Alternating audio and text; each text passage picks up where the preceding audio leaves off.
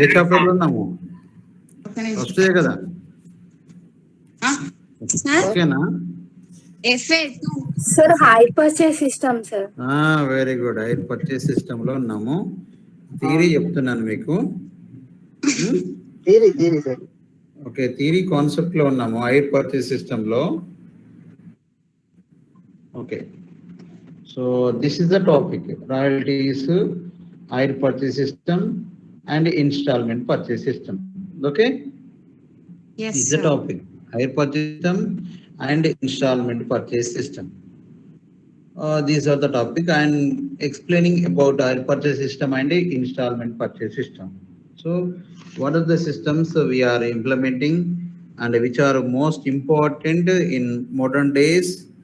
The credit systems are followed by business companies and they are selling on basis of the credit and earning more money. These are the things happening. Now, coming to the yesterday, 1972 is the Hire Purchase System Act was established in the year 1972. So, in the Hire Purchase System, there is an agreement between purchaser and seller. అమ్మకందారుడు కొనుగోలుదారుడు ఇద్దరి మధ్యన అంగీకారము ఉంటుందని చెప్పాను. Okay, ఒక్కొక్కరికి rights ఉంటాయి. కొన్నవానికి rights ఉంటాయి, అమ్మవానికి rights ఉండడం జరుగుతుంది.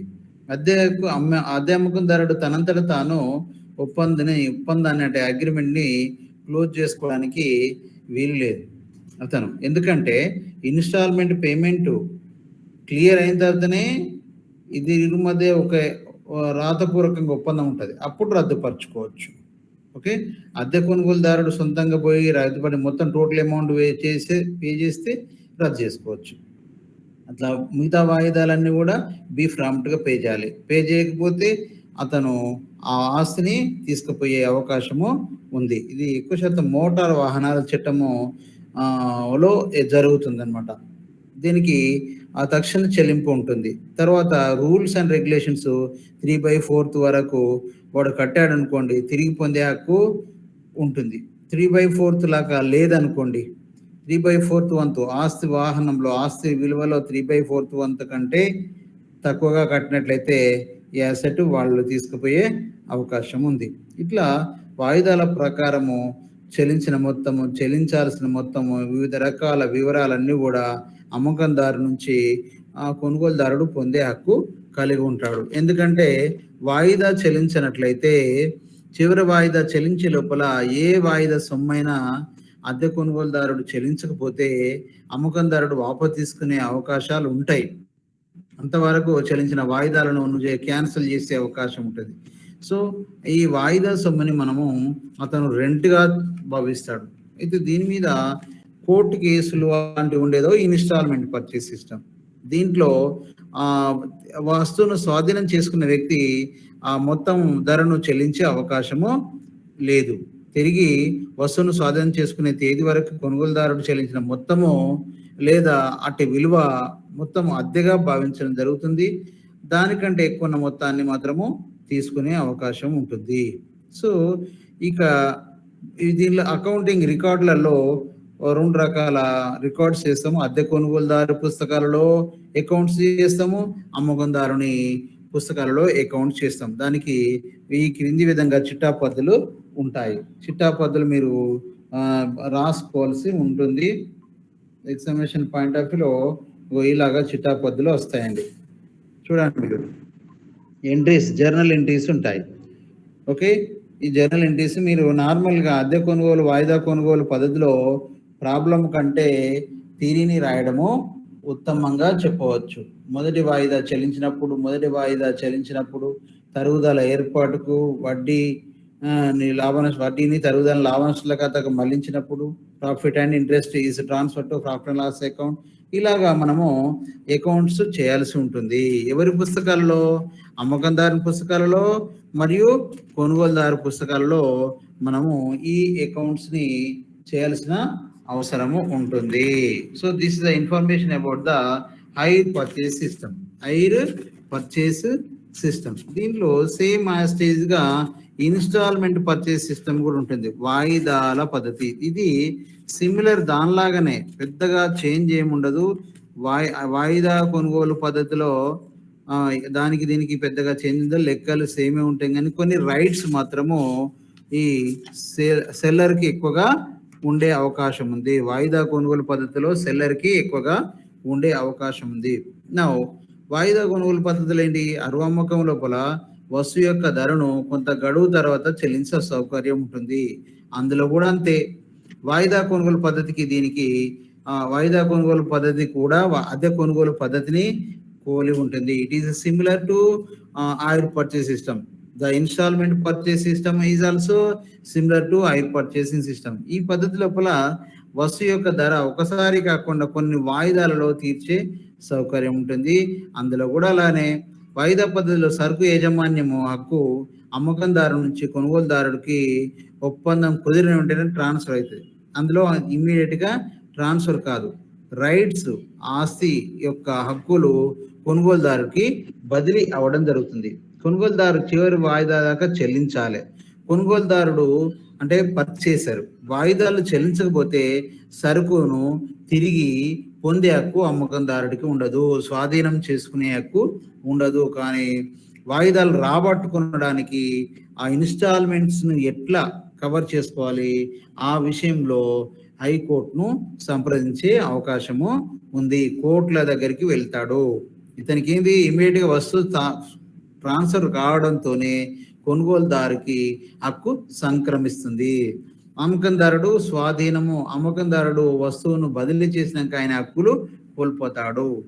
ఇక్కడ చివరి వాయిదా చెల్లించేదాకా కొనుగోలుదారుడు దగ్గర నుంచి తీసుకోవడం ఉంటుంది. ఒకవేళ వాయిదాల మొత్తంలో స్టక్అప్ అయినట్లయితే, పేమెంట్ లేనట్లయితే ఈయన పేమెంట్ గురించి కోర్టును ఆశ్రయించే అవకాశము ఉంది. ఓకే, ఇలా అద్దె కొనుగోలు పద్ధతికి వాయిదా కొనుగోలు పద్ధతికి గల వ్యత్యాసాలు రాయండి అంటాడు. అప్పుడు కాంట్రాక్ట్ స్వభావం ఎట్లుంటే, అద్దె కొనుగోలు పద్ధతిలో అద్దె అనేది ఒప్పందం. ఆఖరి వాయిదా చెల్లించే వరకు ఆ వాయిదాలు వస్తువులు వాడుకున్నందుకు చెల్లించే అద్దెగా పరిగణించాలి. ఇక్కడ ఇందులో మాత్రం ఏంటంటే బాకీ చెల్లించేటట్టుగా చూసుకోవాలి, వాయిదా జమ చేసేటట్టుగా చూసుకోవాలి. కాంట్రాక్ట్ స్వభావం అటు నువ్వు రెంట్ అనుకోవాలి, ఈడ మొత్తం వసూలు చేసుకోవాలనే స్వభావంతో ఉండాలి. తర్వాత యజమాన్యం. ఈ హైర్ పర్చేస్ సిస్టంలో కొనుగోలుదారు లాస్ట్ వాయిదా చెల్లించే వరకు వస్తువులపై యజమాన్య హక్కు అమ్మకందారు నుంచి కొనుగోలుదారుకు బదిలీ కాదు. Until payment of the last instalment there is no transfer of the rights on assets. Okay, కొనుగోలుదారుకి అంత సులభంగా బదిలీ కాదు, రైట్స్ బదిలీ అయ్యే అవకాశము లేదు. కానీ వాయిదా కొనుగోలు పద్ధతిలో ఇన్స్టాల్మెంట్ పర్చేస్ సిస్టంలో సైన్ అయిన వెంటనే యజమాన్యము అమ్మకందారు నుంచి కొనుగోలుదారుకి స్వాధీనము అవుతుంది. కొనుగోలుదారుడు సొంత దారుడు అవుతాడు, ఆయన ఓన్ అసెట్స్ గా ఫీల్ కావాల్సిన అవసరం ఉంది. He owned the assets he used to the right on the particular assets, motor vehicles, etc. things. Then వస్తువులను తిరిగి ఇవ్వడం. అద్దె కొనుగోలు పద్ధతిలో మిగతా వాయిదాలు లేనట్లయితే అమ్మకందారుడు కొనుగోలుదారుడు ఆ వస్తువులను తిరిగి ఇవ్వవచ్చు. ఓకే, అమ్మకందారునికి కొనుగోలుదారుడు తిరిగి ఇస్తాడు. అర్థమవుతుందమ్మా? హలో సార్, హెడ్డింగ్స్ అయినా కనీసం ఇంగ్లీష్ లో చెప్పారు. ఇంగ్లీష్ లా? Okay, so the return of the goods. So here under hire purchasing system the return of the goods is possible if not paid by the purchaser. Almost the seller may take the return the goods because of unpaid amount until last installment. చివరి వాయిదా వరకు చెల్లించినట్లయితే ఆ వస్తువులను తిరిగి తీసుకొని వెళ్ళవచ్చు. ఒకవేళ వెళ్ళిన తర్వాత అన్ని రోజులు దాకా ఉంచుకున్నందుకు గాను అది అద్దెగా భావించడం జరుగుతుంది. Because of it is hire purchasing system, they should treat the amount as rent. But in installment purchase system అలాంటి అవకాశము లేదు. అమ్మిన వస్తువులలో ఏమైనా లోపాలుంటే మాత్రమే వాపస్ చేయవచ్చు. అమ్మిన వస్తువుల్లో ఏమైనా లోపాలు ఉంటే మాత్రమే వాపస్ చేయవచ్చు. ఇన్స్టాల్మెంట్లు కట్టకపోతే ఇన్స్టాల్మెంట్లు మాత్రమే వసూలు చేయడానికి సెల్లరు ఎక్కడికి వెళ్తాడు? కోర్టులను ఆశ్రయించే అవకాశం ఉంది. Then next the resale of the goods. అద్దె కొనుగోలులో అంటే హైర్ పర్చేస్ సిస్టంలో పర్చేసర్ ఆ వస్తువులను తిరిగి అమ్మవచ్చు. నాశనం చేయడము, బదిలీ చేయడము, తనఖా చేయడము అలాంటివి చేయరాదు. తిరిగి అంటే ఇప్పుడు మనం కొన్నాక వస్తువులను వేరేటోళ్ళకి క్లియర్ కాకముందు అమ్ముకోవద్దు. అర్థమైందా? క్లియర్ కాకముందు ఇన్స్టాల్మెంట్లు క్లియర్ చేయకముందే అది సేల్ చేయద్దు. సేల్ చేస్తే అది క్రైమ్ అవుతుంది అనమాట. So you haven't paid installment. How can you sell? How can you mortgage that particular asset in certain area to need money? మనకు డబ్బులు అవసరం ఉంది అని ఇష్టమైనట్టుగా బండి అప్పచెప్పడం అట్లా చేయకూడదు. బట్ ఇన్స్టాల్మెంట్ పర్చేస్ సిస్టంలో ఇది అమ్ముకోవచ్చు, వస్తువులను అమ్ముకోవచ్చు. కొన్న వస్తువును కొనుగోలుదారుడు అమ్ముకోవచ్చు, తాకట్టు పెట్టుకోవచ్చు, బదిలీ చేయవచ్చు, ఇట్లా చేసుకోవచ్చు. ఓకే, మరి ఈడ మరి ఇంకా కంప్లీట్ చేయలేదు సార్, ఎట్లా ఇన్స్టాల్మెంట్ అని? ఇన్స్టాల్మెంట్ బాధ్యత ఇతనికి ఉంటుంది. కొనుగోలుదారుడికి తప్పకుండా ఇన్స్టాల్మెంట్ పేమెంట్ చేయాల్సిన బాధ్యత ఉంటుంది. కాబట్టి దీనికి దానికి తేడా అదనమాట. దీనికి హైర్ పర్చేస్ సిస్టమ్కి ఇన్స్టాల్మెంట్ పర్చేస్ సిస్టమ్కి differences are those. Then rights of seller. కొనుగోలుదారుడు ఏ వాయిదా అయినా చెల్లించినప్పుడు అమ్మిన వస్తువులను తిరిగి స్వాధీనం చేసుకునే హక్కు హైర్ పర్చేస్ సిస్టంలో ఉన్నది. అర్థమైందా? రైట్స్ ఆఫ్ సెల్లర్ ఏంటంటే కొనుగోలుదారుడు పర్చేసరు ఏ వాయిదాలైనా సక్రమంగా కట్టనట్లయితే, పేమెంట్ చేయనట్లయితే ఆ వస్తువులను సెల్లరు రీపొసెస్ చేయవచ్చు. This is the right from the seller. He has the right to repossess. తిరిగి స్వాధీనం చేసుకునే హక్కు ఉంటుంది. బట్ అందులో మాత్రము స్వాధీనం చేసుకునే హక్కు లేదు. వస్తువు ధరను, the cost of the price he can collect only, and he can approach to collect that amount to the office, to the courts.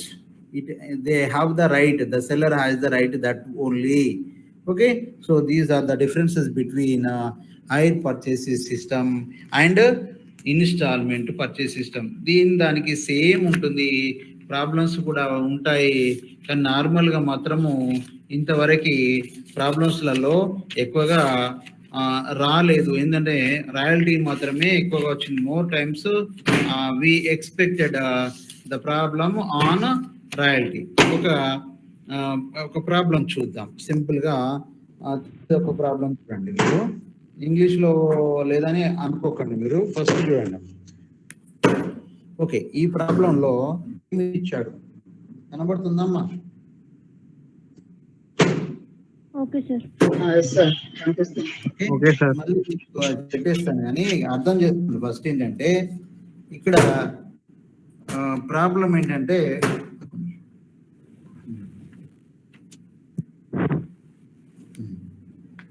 ఇప్పుడు జనవరి 1 నాడట, జనవరి 1, 2000 రవి అండ్ కంపెనీ ఒక యంత్రాన్ని అద్దె కొనుగోలు పద్ధతిన కొన్నది. ఓకే, ఒక మిషన్ కొన్నదట. అంటే ఇన్స్టాల్మెంట్ పర్చేస్ సిస్టమా, హైర్ పర్చేస్ సిస్టమా? చెప్పండి.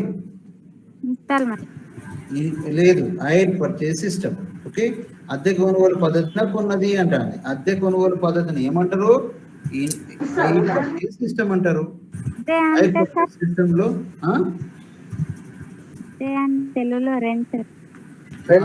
Hire purchase system అంటే రెంట్ బేస్. రెంట్ అనగానే హైర్ పర్చేస్ సిస్టమ్ అన్నారు. ఓకే, కాంట్రాక్ట్ రూల్స్ ఇలా ఉన్నాయి. The rules are as follows. Okay, a machinery value 10,000. Okay, missionary value, how much the value missionary? 10,000. Actual value is 10,000. Okay, the next, on agreement they have to pay the 4,000 rupees. Contract మీద సంతకాలు చేయడంతోనే 4,000 చెల్లించాలి. దీన్ని down payment అంటారు. తక్షణ చెల్లింపు, down payment. దాని remaining amount ఉంటాయి కదండి, వాయిదాలలో చెల్లించాలి, ఇన్స్టాల్మెంట్ లో చెల్లించాలి. ప్రతి వాయిదాలో 2,000 మరియు వడ్డీ కలిసి ఉంటుంది.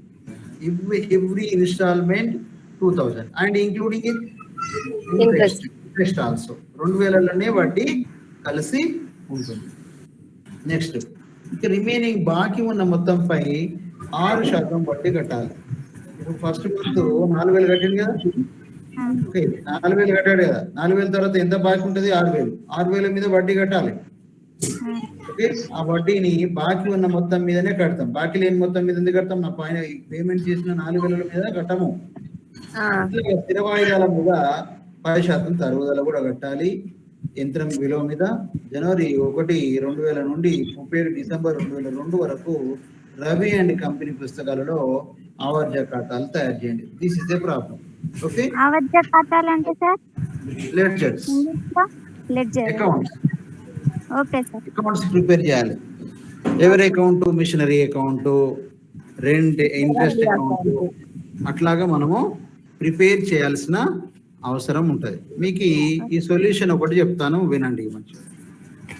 ఓకే, ఏంటంటే ఇక్కడ గమనించాల్సింది యాక్చువల్ ఎంత అండి కాస్ట్? అది 10,000. క్యాష్ ప్రైస్ ఎంత దాంది? 10,000 సార్. 10,000 ఎంత తీసేయాలి? 4,000. ఓకే, ఎంత బాకీ ఉంటుంది? 6,000. ఇది ఎలానో లెవెల్ అన్నారా చెప్పండి. డౌన్ పేమెంట్ అంటారు. తక్షణ చెల్లింపుని డౌన్ పేమెంట్ అంటారు. Cash prize 10,000. So down payment 4,000. After deducting of this 4,000,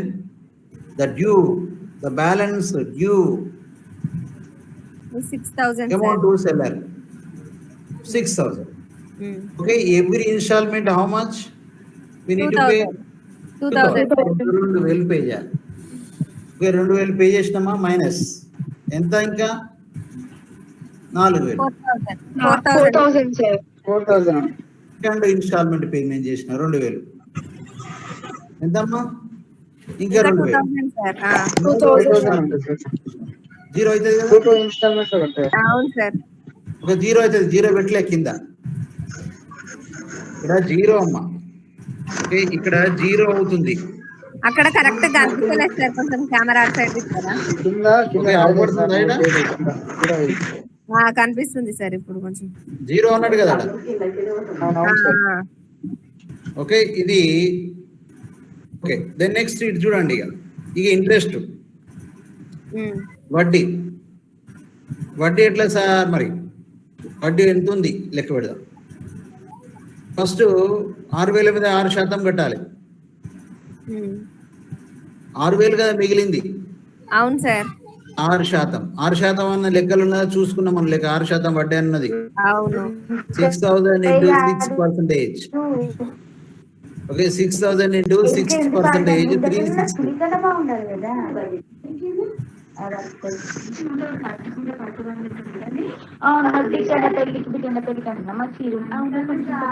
ఆరు వేలు ఇంటూ 6,6లో 36 కదా. వడ్డీ ఫస్ట్ వాయిదాలో 360 అండి. వింటున్నారా? కొందరు ఇంటర్లు, కొందరు వెళ్తున్నారు. 360. 6,000 into 6%. Okay sir. 360 ఉన్నదా లేదా? ఆ 2,000కి ఎదురుగేయాలి. Okay sir. నెక్స్ట్ 2,000 కదా. ఓకే, నెక్స్ట్ 2,000 వాయిదా ఉంది. ఎంత మీద వడ్డీ కట్టాలి? 4,000 మీద. 4,000 into 6%. 240. ఎంతమ్మా? 240 కదా. 240 సార్. ఓకేనా కదా? కరెక్టా కదా? కరెక్టే సార్. నెక్స్ట్ ఎంత ఉంది ఇక బాకీ? 2,000. 2,000 into 6%. 120 సార్. కంట్రోల్. ఓకే, ఇట్లా లెక్క చేయాలి. ఇక మనం వాయిదాలు కట్టేది ఏంది? 2000 2000 2000 ఆ 2000 ఫస్ట్ 2000 360 రూపాయలు ఉంటుంది వడ్డీ, సెకండ్ 2000 240 ఉంటుంది, థర్డ్ 2000 120 ఉంటుంది. ఫస్ట్ ఎందుకు 360 ఉంది అంటే 6000 అప్పుడు డ్యూ. 6000 వడ్డీ. ఓకే ఓకే, సెకండ్ది 4000 వడ్డీ, థర్డ్ది 2000 వడ్డీ. Okay sir. ఓకే, అట్లా అయిపోయిన తర్వాత మనము మిషనరీ అకౌంట్ చేయాలి. లెడ్జర్స్ అన్నాం కూడా. ఆవర్జాలు అంటే ఏం సార్ అనలే, ఎవరు అన్నారు కదా. Sir yes sir. ఆవర్జాలు అన్నారు, ఏంటి ఏంది సార్ అన్నారు. ఈ మిషనరీ అకౌంట్ ప్రిపేర్ చేయాలి. Okay sir. దాన్ని లెడ్జర్ అకౌంట్స్ అంటారు. ఓకే, ఆవర్జాలు అంటారు. ఇప్పుడు యంత్రాల ఖాతా వేసినప్పుడు మీరు ఫస్ట్ ఇయర్ లో నేర్చుకుంటారు తరుగుదల చాప్టర్. ఫస్ట్ 2000 సంవత్సరంలో ఓనర్ అది మిషన్. 1 జనవరి 2000 00 పెట్టారు చూడండి, లెఫ్ట్ సైడ్ లో డెబిట్ సైడ్ లో చూడండి. అదే మీద 2 బ్యాంక్ అకౌంట్ అనాలి, సేల్స్ అనకూడదు. అది కొన్నాం కదా మనం, సేల్స్ తప్పు అది.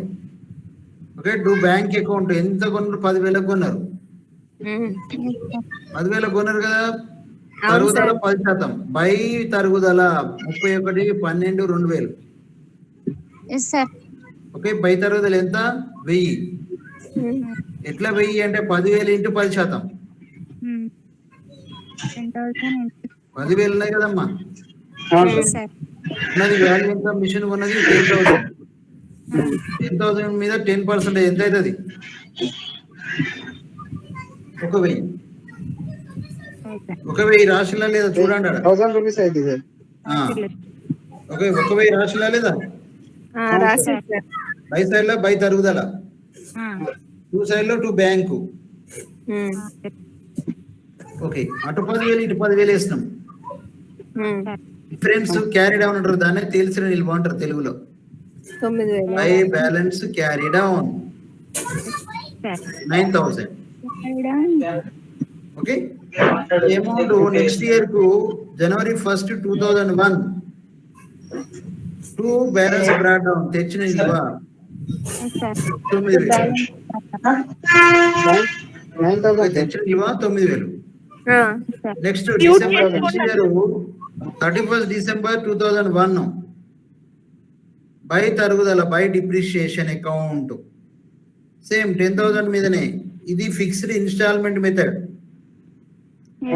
ఇది ఫిక్స్డ్ ఇన్స్టాల్మెంట్ మెథడ్ అంటారు. కొన్న విలువ మీదనే పర్సంటేజ్ కట్టాలి, 9,000 మీద కాదు. సార్ ఒక డౌట్ సార్. ఒకవేళ మనం ఇప్పుడు 10,000 ఇచ్చారు కదా సార్, 10,000 కి 10% మనం చేస్తే, ఇప్పుడు ఒకవేళ 20,000 ఇస్తే 20% కదా సార్?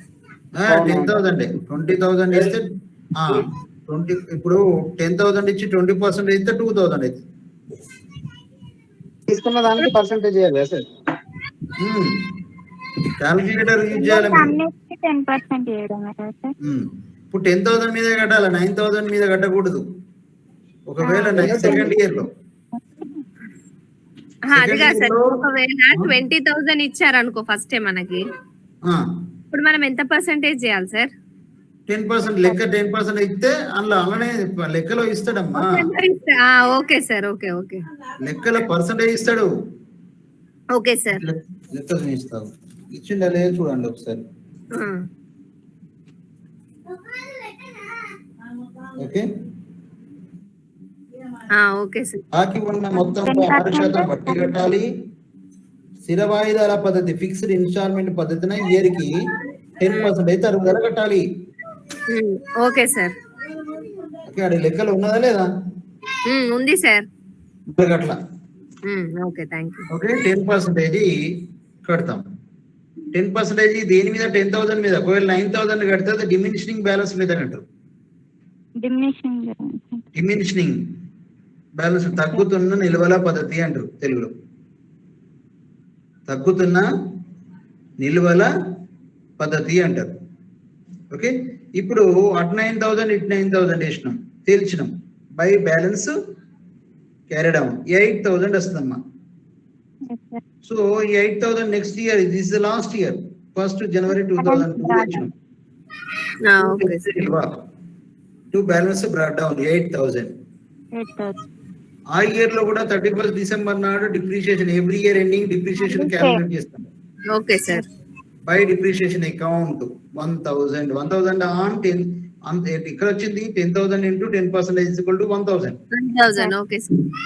ఓకే, ఇప్పుడు 7,000 7,000 బై బ్యాలెన్స్ క్యారీడ్ అవుట్. ఇప్పుడు మనం ఈడి వరకే కదా ఇక్కడ తెచ్చి పెట్టిపోవాలి 1,1,2002 అని 3 ఇయర్స్ తెచ్చి పెట్టిపోవాలి. వీళ్ళు చేయలేదు. ఓకే, వీడు చేయలే లెక్క, ఆడి వరకే చేసి వెళ్ళిపోయాడు. Okay, next interest account. Okay, అది అయిపోయిందా? అది అర్థమైందా? అక్కడ 3 years అని మెన్షన్ చేశాడా సార్? ఏంటమ్మా? అక్కడ 3 years కి ఏమని మెన్షన్ చేశారా సార్ మరి? ఎస్ చేస్తేనే కదా నేను చెప్పింది. అదే సార్. 3 ఇయర్స్ చేయమని చెప్పిండు. ఓకే, 3 ఇయర్స్ కి అకౌంట్స్ చేయమనే 10% తరుగుదలని ఇచ్చిందంటే 3 ఇయర్స్ చేయమనే. 3 సంవత్సరాలే కదా మనం చేసింది, 3 వాయిదాలే కదా సార్. అట్లా. ఓకే, ఇంకేమైనా డౌట్స్ ఉన్నాయా? Sir I had a small doubt sir. ఇప్పుడు అకౌంట్స్ చేసేటప్పుడు క్యాలిక్యులేషన్స్ చాలా అంటే పెద్దగా ఉంటాయి కదా సార్, అంటే ఎగ్జామ్ లో క్యాలిక్యులేటర్ యూస్ చేయవచ్చా? ఓకే అలా eligible to use in the examination. Okay sir. Calculator eligible ఉన్నది. బీకామ్ వాళ్ళకి క్యాలిక్యులేటర్ తీసుకుపోయి లెక్క చేసుకోవచ్చు. అది పర్మిటెడ్. ఓకే, నెక్స్ట్ ఏంటంటే ఇంట్రెస్ట్ అకౌంట్ అమ్మా. ఏం అకౌంట్? Interest account. ఇంట్రెస్ట్ ఎప్పుడు కడతారు? ఎండింగ్ లో కడతారు, ఇయర్ ఎండింగ్ లో. అవునా కదా? అవును సార్. ఇయర్ ఎండింగ్ లో కడతారు, ఇయర్ స్టార్టింగ్ లో కడతారు ఇంట్రెస్ట్. ఎండింగ్ లో ఓకే, ఇప్పుడు చూడండి ఇంట్రెస్ట్ అకౌంట్ 3 సంవత్సరాలు చేస్తాం మనం. ఎప్పుడు 31st డిసెంబర్ 00 ఉన్నదా? 2000. 2 సైడ్లో చూడండి. ఇంట్రెస్ట్ అకౌంట్ లో 2, seller account by profit and loss account. Seller అంటే రాజు అనుకో, రాజు అకౌంట్ అని రాస్తాం. అర్థమైందా? సెల్లర్ కిరణ్ అనుకో, కిరణ్ అకౌంట్ అని రాస్తారు. సార్ అది బ్లర్ వస్తుంది సార్, కొంచెం క్లియర్ గా పెట్టరా? మంచిగా ఉందమ్మా, ఇప్పుడు బాగుంది. పర్లేదు సార్, లాస్ట్ లో పెడతాడు, ఫోటోస్ పెడతాడు అంటే క్లాస్ నీట్గా ఉన్నది, మీకు కనబడుతుంది.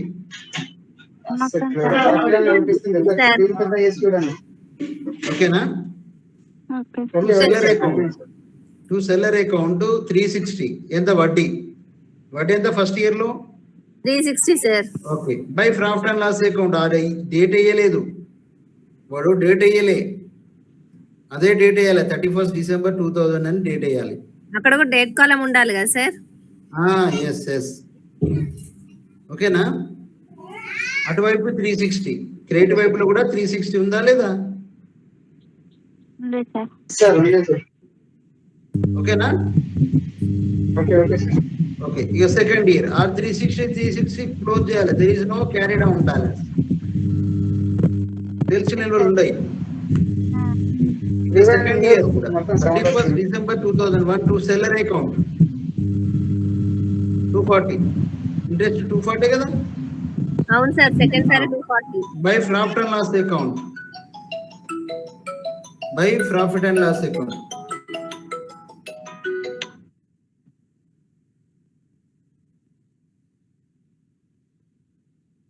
సార్ ఎగ్జిట్ అయింది.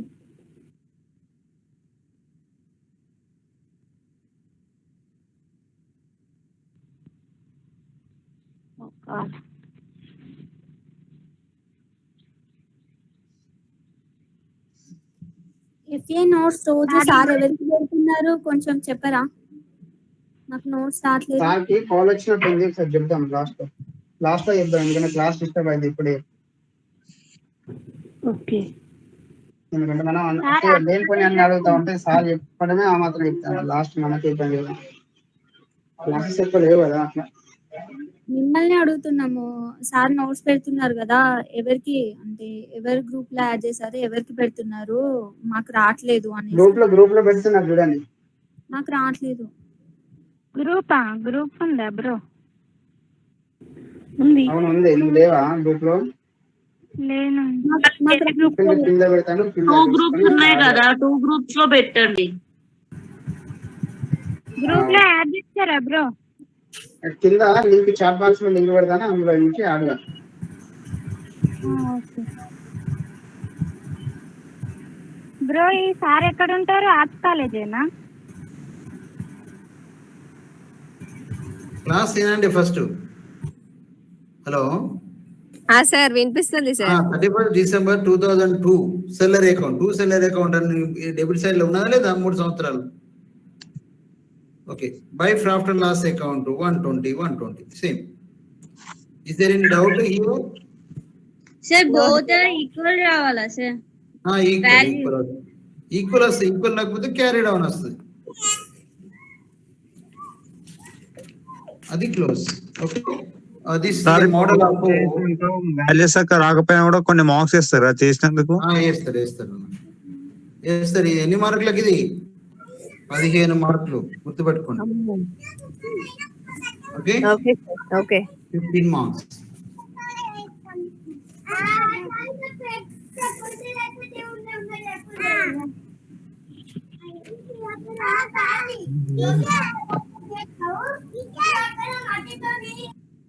ఎవరమ్మా వాయిస్?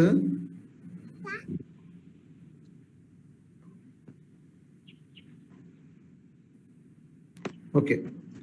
సో మనకి నెక్స్ట్ ఏంటంటే టాపిక్స్లలో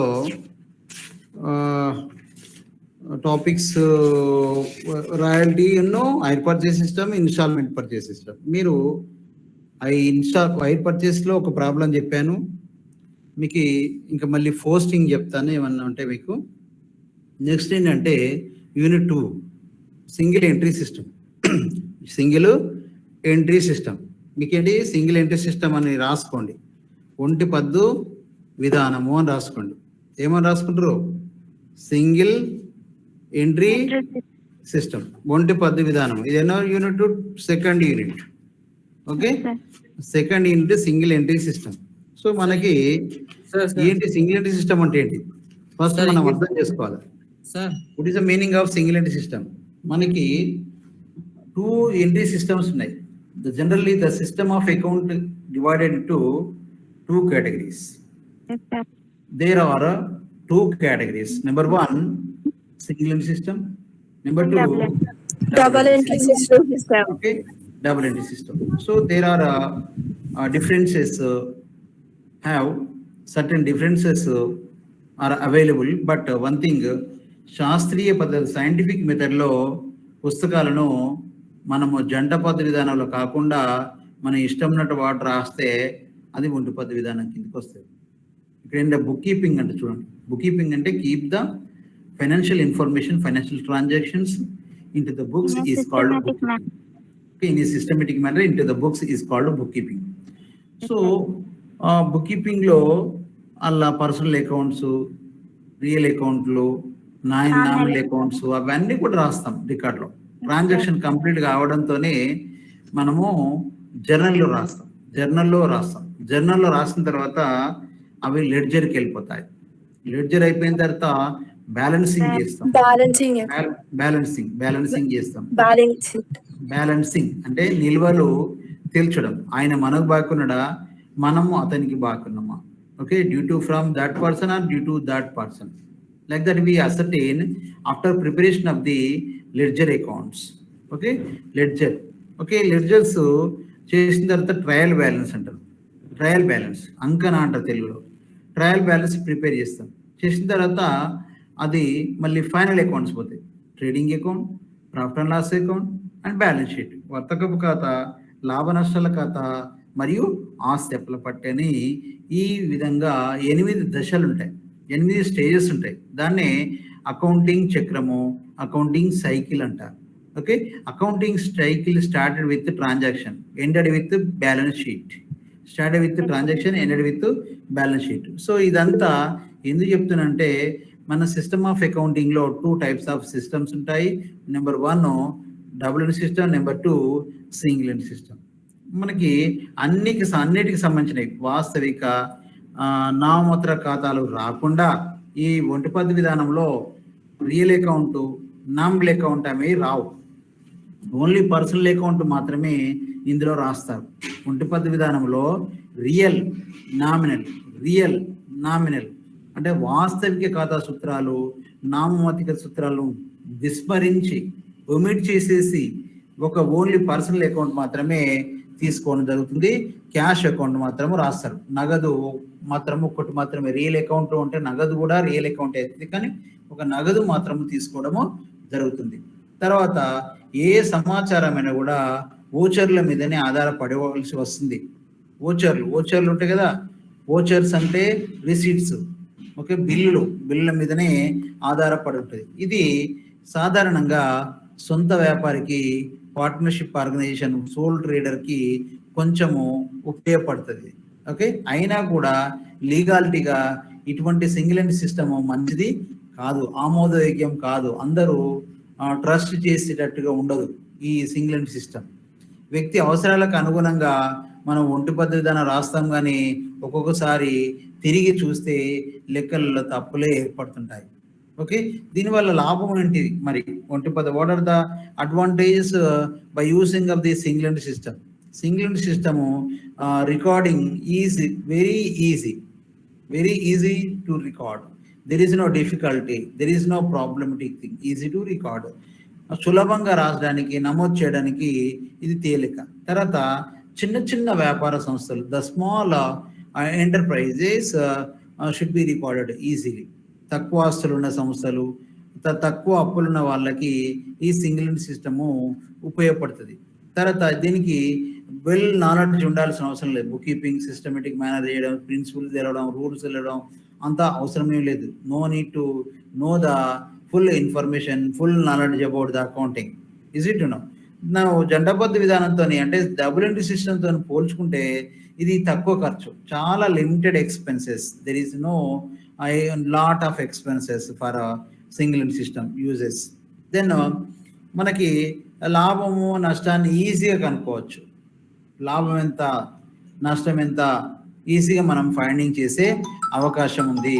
we can find profits and losses. There is no difficulty.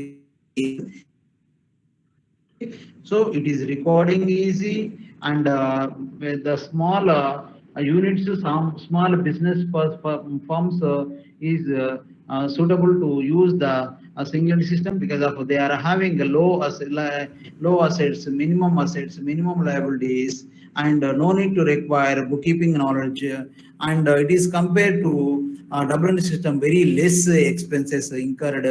Then profit and losses easily we can find.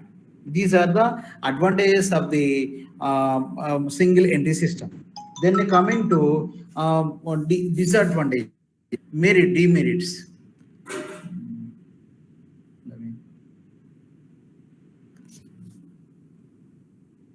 Hello.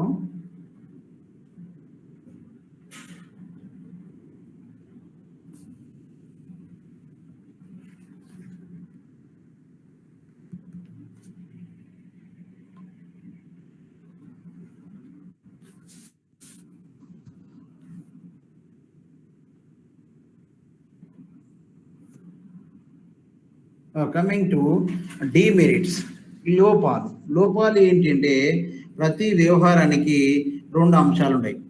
రెండు అంశాలు ఉండవు, ఓన్లీ ఒక అంశమే ఉంటాయి. వచ్చేది రాస్తాము, పోయేది రాయము.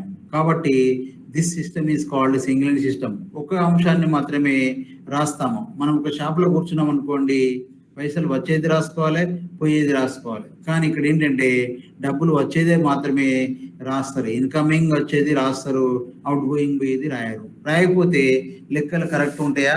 ఉండవు కదా. Arithmetical accuracy cannot be proved. మోసాలకు దారి తీసే అవకాశం ఉంది. ఓకే, మోసాలకు ఎక్కువగా ఛాన్స్ ఉంది. చీటింగ్ చేయడానికి, ఒమిటింగ్ ఎర్రర్స్, మిస్టేక్స్ ఈ possible in this single end system. ఇందులో మనకి నామమాత్ర ఖాతాలు తయారు చేయడం జరగదు.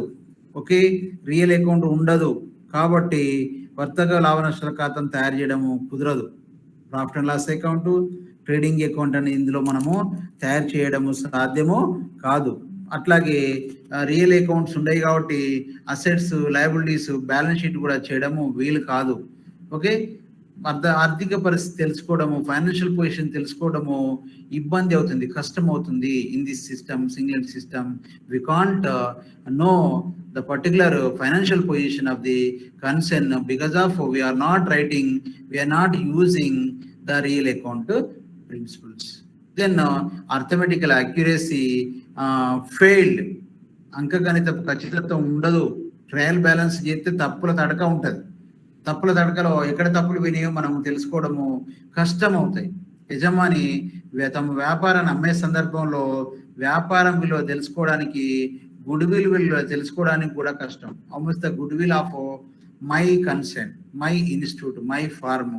We don't know such information, the calculation regarding the goodwill information. This is the difficulty to calculate the goodwill also. So these are the defects. More defects are having with the single entity system. Okay, but the small institutions, small concerns like pawn shops, sole traders, they can easy to write. But in big concerns, it is not possible to them to maintain the single entity system. So what are the differences between single entity system and double entity system? Double entity system and single entity system. ఇది double entity system అనుకుందాం, single entity system అనుకుందాం. అనుకుంటే double entry system అనేది శాస్త్రీయమైన scientific method. Double entry system ఏంటిది? Scientific method. Single entry system unscientific method. Okay, double entry system scientific, single entry system unscientific. This is complete system, this is incomplete system. అర్థం చేసుకోవాలి. Complete system, incomplete system. There is recording to debit and credit. Both transactions are recorded. Debit and credit transactions are recorded. But here either debit or credit. Debit and ratharu, credit and ratharu. Okay, in this system all personal account, real account, nominal account, వ్యక్తిగత ఖాతా, వాస్తవిక ఖాతా, నామమాత్ర ఖాతా రాస్తారు. ఇక్కడ మనం వాస్తవిక ఖాతా, నామమాత్ర ఖాతాలను వదిలివేయడం జరుగుతుంది. In this system, they can't record the real account and nominal account. Okay, so the personal accounts only record. Then అంకనా చేయడానికి, ట్రయల్ బ్యాలెన్స్ చేయడానికి ఇది ఈజీ అంట. ప్రూవ్ తప్పు లెక్కనే ఈజీగా దొరకబడుతుంది. అంకనా తయారు చేయడం వల్ల, ట్రయల్ బ్యాలెన్స్ తయారు చేయడం వల్ల ఎక్కడ తప్పులు ఉన్నాయో ఈజీగా దొరకబట్టచ్చు. We can find every mistakes. Okay, by arithmetical accuracy we can find all the mistakes. But in this system arithmetical accuracy cannot be proved. మనం దొరకబట్టే అవకాశమే లేదు. తప్పులను దొరకబట్టే అవకాశం దొరకదు. ఇది అంకనా తయారు చేయడానికి కుదరదు, వీలు పడదు, కష్టం అవుతుంది. Okay, then in this system of trading account, profit and loss account, balance sheet can be prepared. Okay, in this system cannot be prepared. Is it, you know? Then next, in this system exactly profits, losses can be ascertained easily. The trader can obtain full information.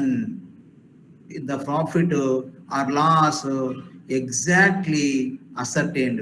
ఖచ్చితమైన లాభము నష్టాన్ని తెలుసుకోవడానికి అవకాశం ఉంటుంది. Trader, వర్తకుడు పూర్తి విషయ సమాచారము ఇందులో తెలుసుకోవడం జరుగుతుంది. But in this system there is no possible to prepare the trading and profit and loss account, balance sheet.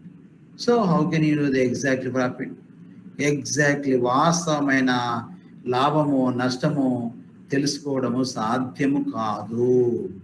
మరియు ట్రేడరు అన్ని విషయాలు తెలుసుకోలేడు. ట్రేడర్ అండ్ వర్తకుడు అన్ని విషయాలకు తెలుసుకోవడానికి వీలుండదు. బట్ ఇందులో ఎక్కువ శ్రమ ఉంటుంది, ఇందులో తక్కువ శ్రమ ఉంటుంది. ఓకే, నమోదు తక్కువ ఉంటాయి కదా, తక్కువ శ్రమ. ఈ పద్ధతి సంపూర్ణమైనది, complete system.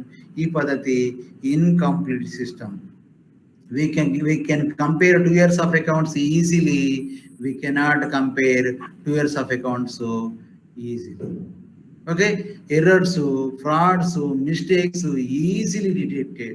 But in this system, errors, frauds, mistakes impossible to detected and committed by an accountant.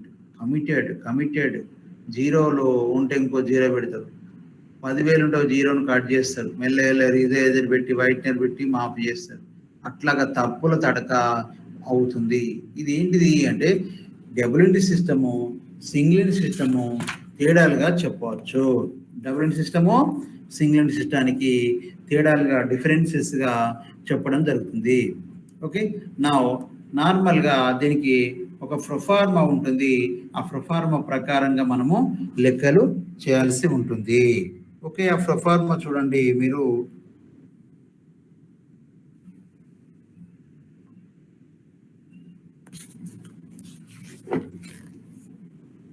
Okay, అర్థమవుతుంది ఇది. ఓకే, ఫస్ట్ ఏంటి అంటే దీన్ని లాభ నష్టాల నివేదిక అంటారు. Okay, memorandum of profit and loss. Okay, memorandum of profit and loss, memorandum of profit or loss. ఓకేనమ్మా, ఇంటర్ లెవెన్ లేరా ఎవరు క్లాస్ లో ఉన్నారా లేరా మీరు? ఉన్నాం సార్. ఎవరున్నారు sir? Sir English text book లో యూనిట్ డిపార్ట్మెంటల్ అకౌంట్స్ ఉంది sir. Single entry system, double entry system first year లో అయిపోయింది కదా సార్. మాకు డిపార్ట్మెంటల్ అకౌంట్స్ ఇచ్చారు. ఇందులో ఉన్నది, ఇందులో తెలీదు సార్, మాకైతే టెక్స్ట్ బుక్ లో డిపార్ట్మెంటల్ అకౌంటింగ్ ఇచ్చారు యూనిట్ 2. ఓకే, అది ఇది కూడా ఉంది చూడండి. ఫస్ట్ ఇయర్ లో కంప్లీట్ అయింది కదా సార్ ఇప్పుడు మీరు చెప్పిన single entry and double entry system, profit and loss account. English medium text book index చూపిస్తున్నాను సార్ నేను. మీ ఇండెక్స్ ఉంచండి సార్. చూపిస్తున్నాను సార్.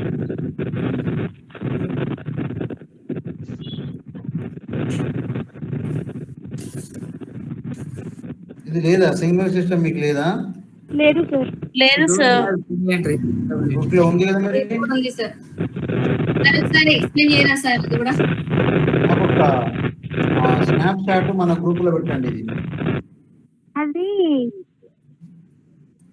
స్క్రీన్ షాట్ బుక్ లో పెట్టండి, నా బుక్ లో పెట్టేసండి. Okay sir. Sir present explain చేయండి సార్. అది చేస్తాను కానీ ఇప్పుడు ఇది చూడండి. ఇప్పుడు మనకి చాప్టర్ లో టైం కూడా అయిపోతుంది కానీ ఇప్పుడు చూడండి. ఇప్పుడు సెకండ్ యూనిట్ అదేమి ఇచ్చారమ్మా మన సెకండ్ యూనిట్ లో? డిపార్ట్మెంటల్ అకౌంట్స్ అని ఉంది. డిపార్ట్మెంటల్ అకౌంట్స్ అని ఒకటే ఇచ్చారు సార్, ఇంకేమి ఇవ్వలేదు దాంట్లో. సెకండ్ యూనిటా? Yes sir. Departmental third unit, third units same as it is అంటే sir. Partnership accounts, partnership accounts దాంట్లో 4 ఇచ్చారు sir. Admission of a non partner, trading లేదా మీకు? Department and death, dissolution of non trading లేదా అమ్మా? Non trading లేదు sir. Non trading లేదు sir. నాకు ఒక స్క్రీన్ షాట్ పెట్టండి అది నాకు తర్వాత. కంటెంట్ స్క్రీన్ షాట్ తీసి సరే, బ్రాంచ్ అకౌంట్స్ ఉన్నదా? ఉంది సార్. యూనిట్ 4. సరే, ఈ రోజు అయితే ఈ సింగిల్ ఎంట్రీ సిస్టమ్ అయితే చెప్దాం, నెక్స్ట్ కన్ఫర్మ్ చేసుకుందాంలే. ఇప్పుడు కొంచెం అయితే కానివ్వండి. ఇది 5 minutes ఉంది. 5 minutes రిమైనింగ్ లో ఏం చెప్తాం చెప్పలేము కదా. న్యూ చాప్టర్ స్టార్ట్ చేద్దాం అప్పటికి. ఇదైతే చూడండి. ఇప్పుడైతే కాన్సెప్ట్ అర్థమైంది కదా సింగిల్ ఎంట్రీ సిస్టమ్ చెప్పింది. Okay sir. నా నెక్స్ట్ ఏంటంటే ఒక మోడల్ ఉన్నది ప్రొఫార్మా.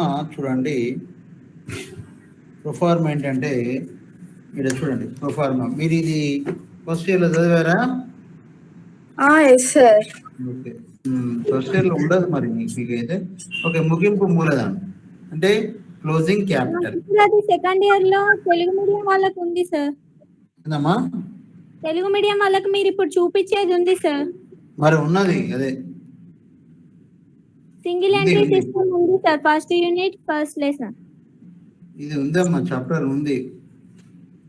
ఇంగ్లీష్ మీడియం వాళ్ళకి లేదు సార్, వేరే ఇచ్చారు చాప్టర్. సరే సరే, చూసి అర్థం చేసుకుని చెప్తాను లేకపోతే.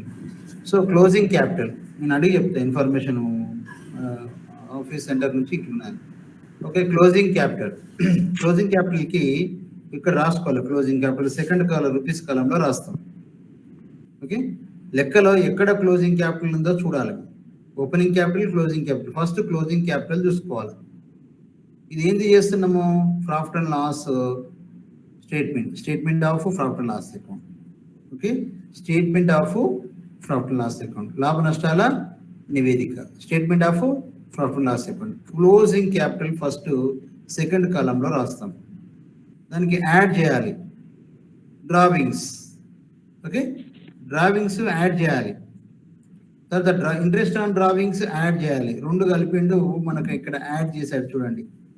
రెండు ఇన్నర్ కాలంలో వేసేసుకొని ఆ రెండింటిని క్లోజింగ్ క్యాపిటల్కి యాడ్ చేశాడు. ఓకే, యాడ్ చేసిన తర్వాత అందులోకి వెళ్ళి అడిషనల్ క్యాపిటల్ తీసేయాలి. Additional capital, interest on capital. Additional capital, interest on capital, అదనపు మూలధనము, మూలధనంపై వడ్డీ. ఇవి పదాలు 2-3 సార్లు రాయాలి. మీరు గుర్తుపెట్టుకోవాలి. ప్రొఫార్మాను గుర్తుపెట్టుకుంటే మీకు ఈ లెక్క చేసే అవకాశము ఉంది. నేను రేపు క్లారిఫై చేస్తాను ఇది ఉందా లేదండి. ఓకే, అదనపు మూలధనము, మూలధనంపై వడ్డీ. తర్వాత దాన్ని చేయగా వచ్చిన దాన్ని అడ్జస్టెడ్ క్యాపిటల్ అంటారు. అడ్జస్టెడ్ క్యాపిటల్ అంటారు. అడ్జస్టెడ్ క్యాపిటల్ అంటారు. దానికి అంతకుముందు దానికి నేమ్ లేదు. అంతకుముందు దానికి నేము ఏం లేదు. బట్ ఈ రెండు అడ్జస్ట్మెంట్ చేసిన తర్వాత వచ్చింది కాబట్టి అడ్జస్టెడ్ క్యాపిటల్ అంటారు. అప్పుడు మళ్ళీ లెస్, తీ అన్నది, తీ అంటే తీసివేత అని మొదలు. ఓకే, లెస్ అనమాట. ప్రారంభ మూలధనం ఓపెనింగ్ క్యాపిటల్ తీసేయాలి. అప్పుడు వచ్చింది లాభము లేదా నష్టంగా మనము భావిస్తాము. ప్రాఫిట్ ఆర్ లాస్ అని అంటాము. ప్రాఫిట్ ఆర్ లాస్ గా ట్రీట్ చేస్తాం. ఇక్కడ చూడండి, ఓపెనింగ్ క్యాపిటల్ ఇచ్చాడు. ఓకే, సొంత వాడకాలు ఇచ్చాడు. తర్వాత క్లోజింగ్ క్యాపిటల్ ఇచ్చాడు. తర్వాత అడిషనల్ క్యాపిటల్ ఇచ్చాడు.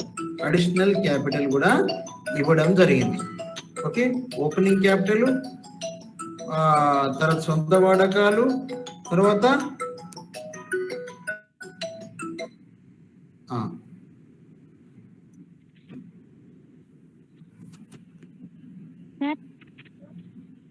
సొంత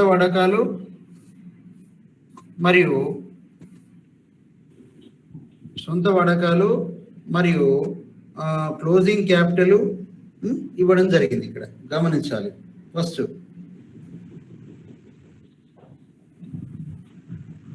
స్టక్ అయిందమ్మా సార్. అది రీప్రింట్ ఎప్పుడుంది సార్? 1920 అనా సార్? చూస్తాను ఒక నిమిషం. రీప్రింట్ అమ్మా ఇందులో 2019 to 20 ఉంది సార్. రీప్రింట్ అమ్మా 18-19. ఎస్ సార్, ఐ థింక్ అది సో రేపు చూసి చెప్తాను. Okay sir. సార్ మీరు ఆర్ట్స్ కాలేజ్లో ఉంటారా సార్? సార్ మీరు ఆర్ట్స్ కాలేజ్లో చెప్తారా sir? Left hand sir.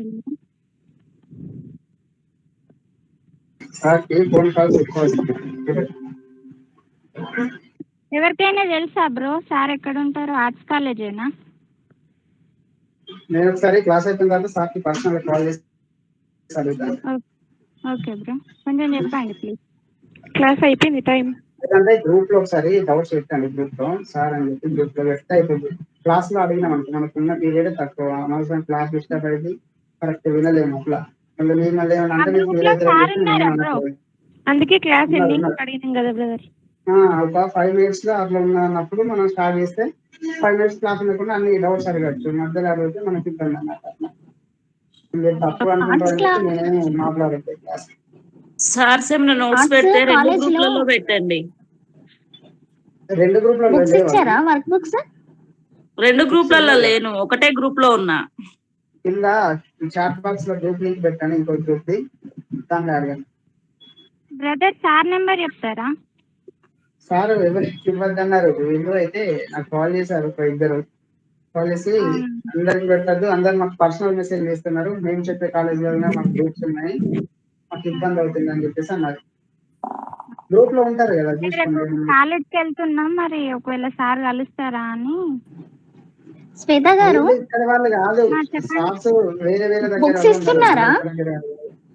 SDLC లో ఇచ్చారు కదా already. Work books work books ఉండవండి, ఓన్లీ మనకి టెక్స్ట్ బుక్స్ ఇస్తారు, మెటీరియల్స్ ఇవ్వరు. అవునా? ఇప్పుడు ఈ సార్ నెంబర్ గ్రూప్ లో ఉంటది. ఇప్పుడు చెప్పిన Test సార్ papers తీసుకోవాలి. Okay bro. ఉంటది. ఇప్పుడు ఈ సార్ క్లాస్ అన్ని అయ్యింది కదా, ఫోటోస్ పెడతారు సార్ చూడండి. 7:30 అట్లా పెడతారు, 8 అట్లా. ఓకే. మేము ఇవాళ గ్రూప్ లో జాయిన్ అయ్యామండి, మాకు నోట్స్ పాత నోట్స్ పెడతారా గ్రూప్ లో?